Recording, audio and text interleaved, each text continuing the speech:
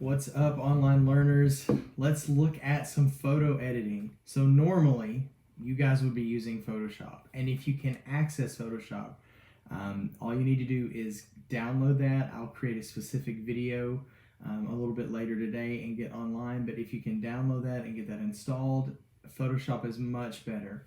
However, if you don't have a dedicated kind of laptop or PC, and it needs to have some decent memory, you're going to have trouble running Photoshop. So if you're using a Chromebook, or if you're using a machine that maybe is a little bit laggy, doesn't have that much power, we have another option. It is very, very, very close to Photoshop, thank goodness.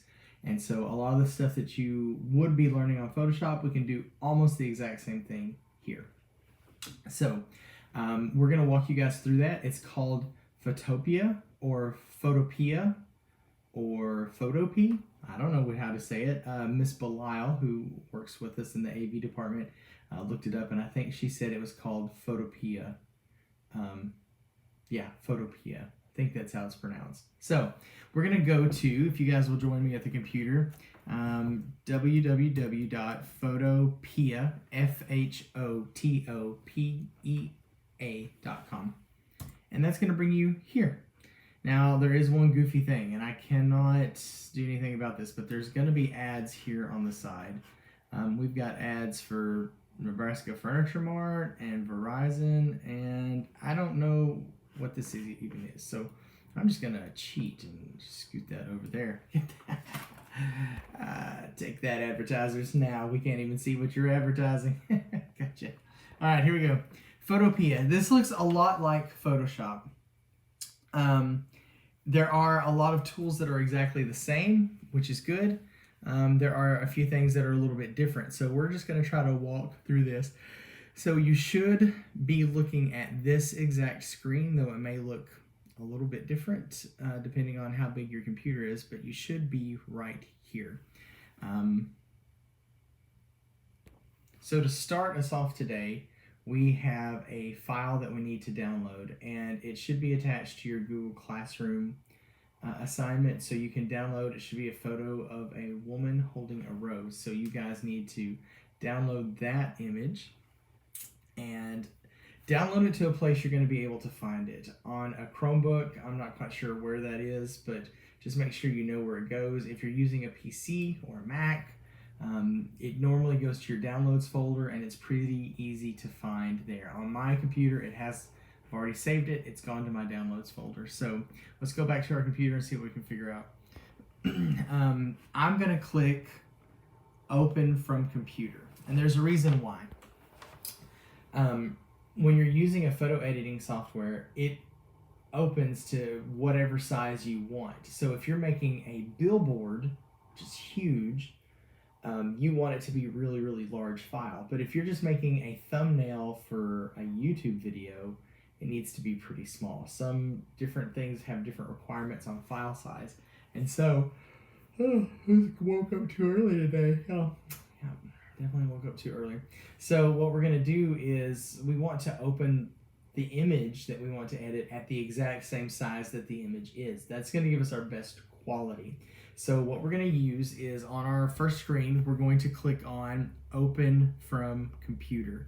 And this is where you need to know exactly where your file is stored. So if there's going to be a problem most of you face, it's going to be maybe right here. I'm going to click Open from Computer, and I get this pop-up window. Now I have saved this to my Downloads folder, so I'm going to click Downloads on my Mac here. And my file is right here. This is the file we're looking for. It looks like this. It's this lady with a rose. And so we're going to, oh goodness. I think I should have gotten a lot more sleep last night. Probably should have. Let's keep going though. We're going to open this file. So I'm going to click it. I'm going to click Choose, and Photopea, I don't know how to pronounce that, is going to go ahead and open up our file for us. So as we look at Photopea, we have some very, very, very similar things to Photoshop. Today, we need to focus on two different areas. One is on the left-hand side. This is your tool panel. And this is so close to Photoshop, guys. It's really great. We're going to be able to learn a lot of these tools, and you'll be able to translate those directly into Photoshop. I cannot stop yawning. I'm so sorry, online learners. I may be putting y'all to sleep. Goodness gracious. Okay, so over on the right-hand side, we have the layers panel. This is so important. Layers are one of the most important things you're going to be using in Photoshop. So your layers panel, your tools panel, those are the two most important things we're going to be doing today. And let's go ahead and get started. What we're going to do today is we're going to create an image from an existing image.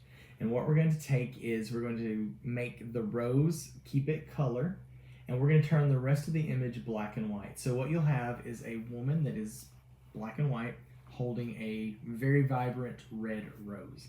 And I'm going to show you guys how to do that. There are a couple things that we have to do a little bit different because we're not on Photoshop. It's close to Photoshop, but there's a couple things we're going to have to do a little bit different, some extra steps.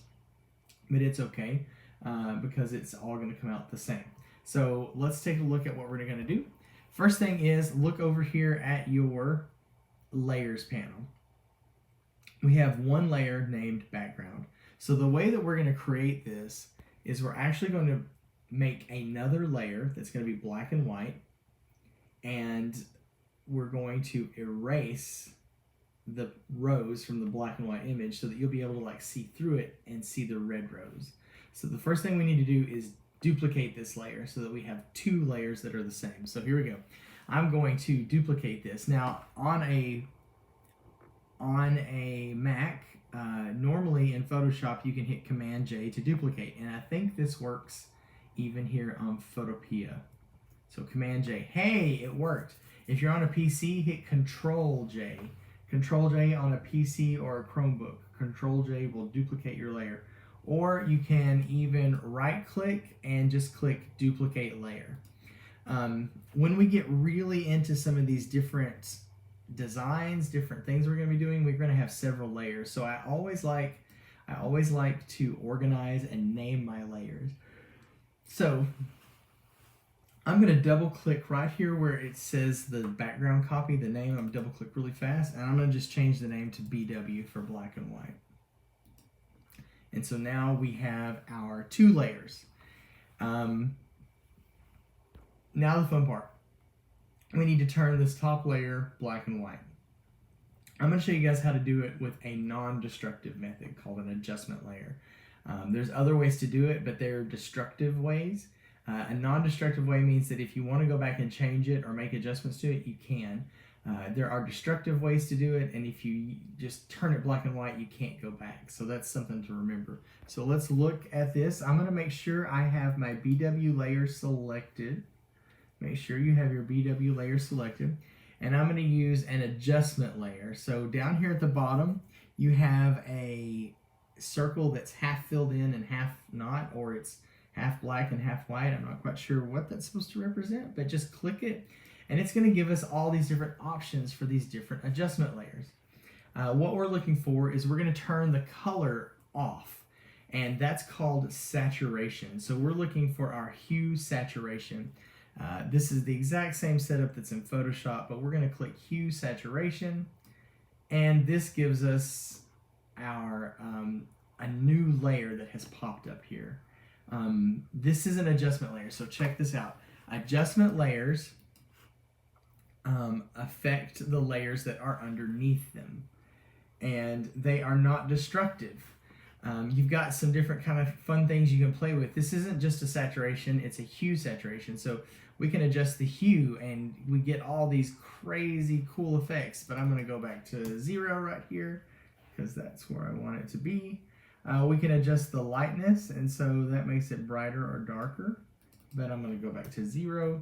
Don't be afraid to play around with that. What we want to adjust is the saturation.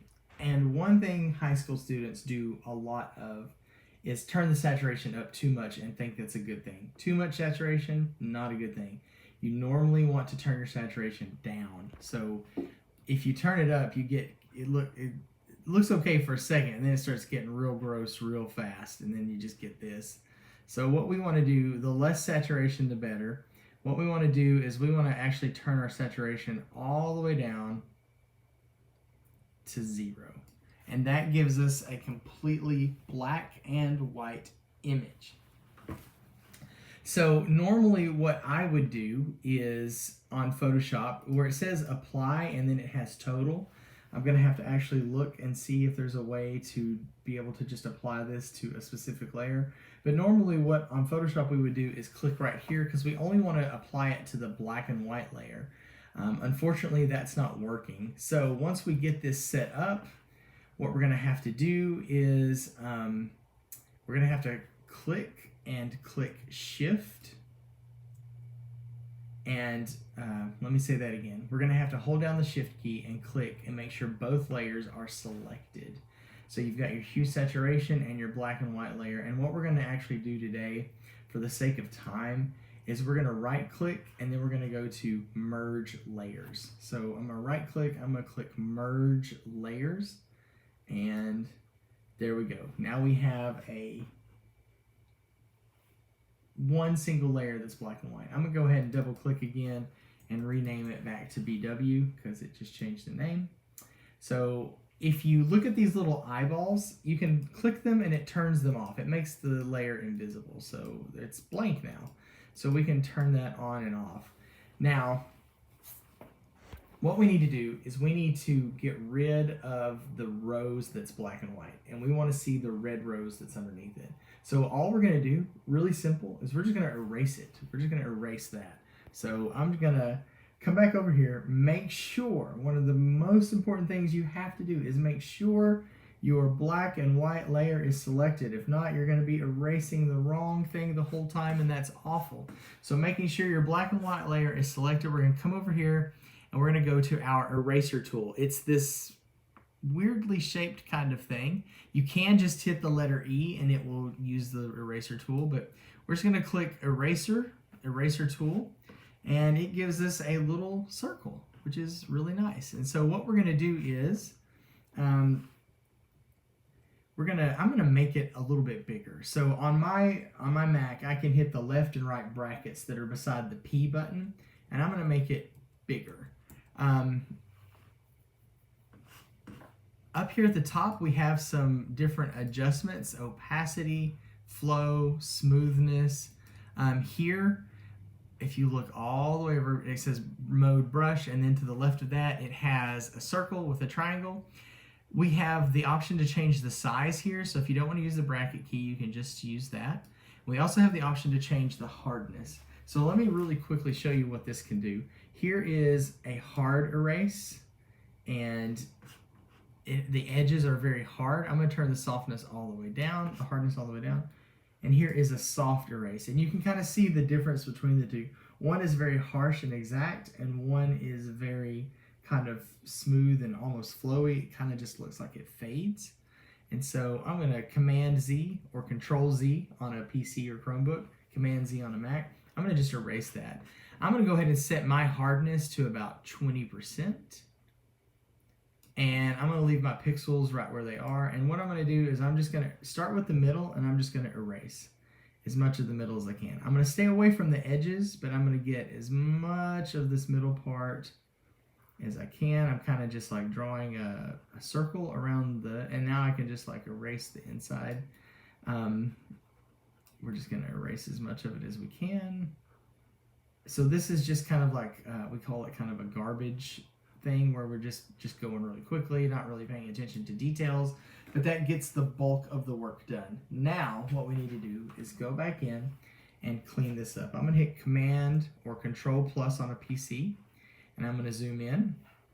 I'm going to zoom in a little bit more, and if you notice, I zoomed in a little bit more, but now my rose isn't completely on the screen. So if you press the space bar, you get a little hand, and you can click holding the space bar down and drag it around. So click, hold the space bar down, you get this hand, and then you can hold and drag it around, which is a super useful tool. And so now what I need to do is get the edges, but I don't want to get past the edges. I don't want it to look like this, where you can see that her skin color, that's not going to be good. I'm going to Command Control Z and go back. So what I want to do is just get right up to the edge as close as I can without going over. I need to shrink my tool a little bit. It's a little bit too large. So I'm going to hit my left bracket next to the P, and I'm going to make my tool a little bit smaller. And I'm just going to work my way around the edge. Very detailed, very fine, using my mouse. If you have a drawing tablet, that can actually be better, but we're just going to use our mouse today. And I'm just going to very carefully work my way around the rose and around all of its edges, making sure that I am being very accurate. You know, we talked about at the beginning paying attention to details, the beginning of this course. And this is one of these times where paying attention to detail is so very, very important.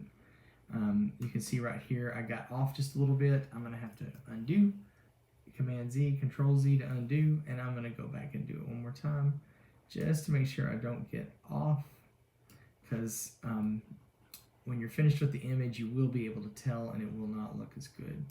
So I'm just getting all of the edges. I did a bunch of the inside. Now I'm just working my way around the edges very slowly and carefully. And that gets me, oops, I messed up. You can see some skin color here. I'm going to go back.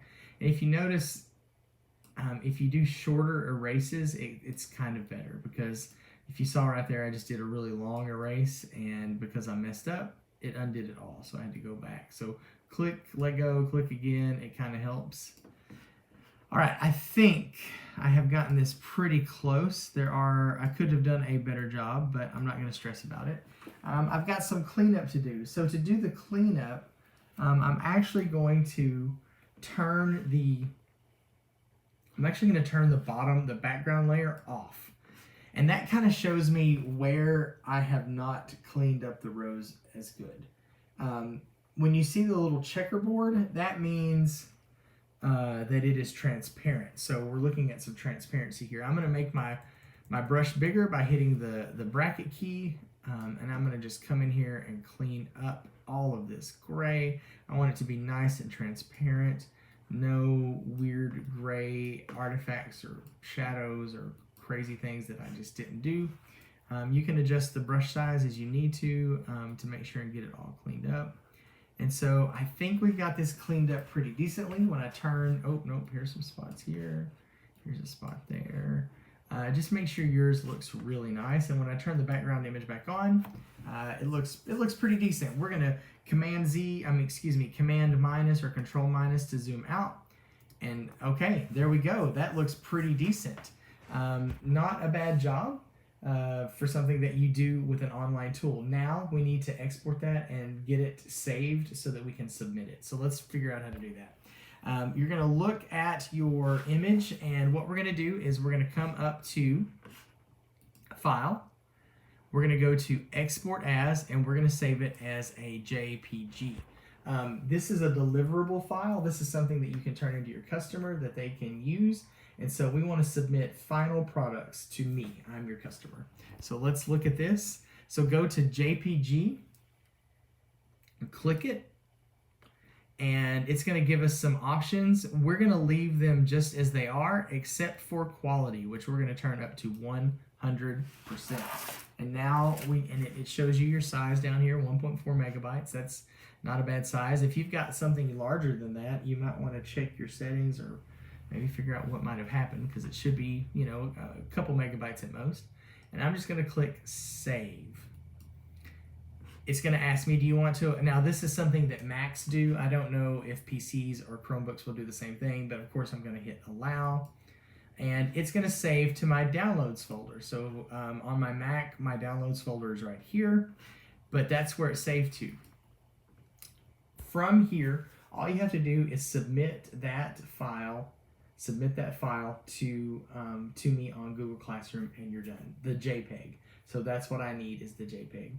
Okay, guys, that's it for our online lesson today. I hope that's informative. If you have any questions, do not hesitate to reach out to me at william.brown@terrellisd.org, and I will email you guys back as soon as I can. Hope you guys have a great day and have some fun playing around with Photopea, Photopea, whatever you call it. It's a great software, a great tool that we can use. Have a great day.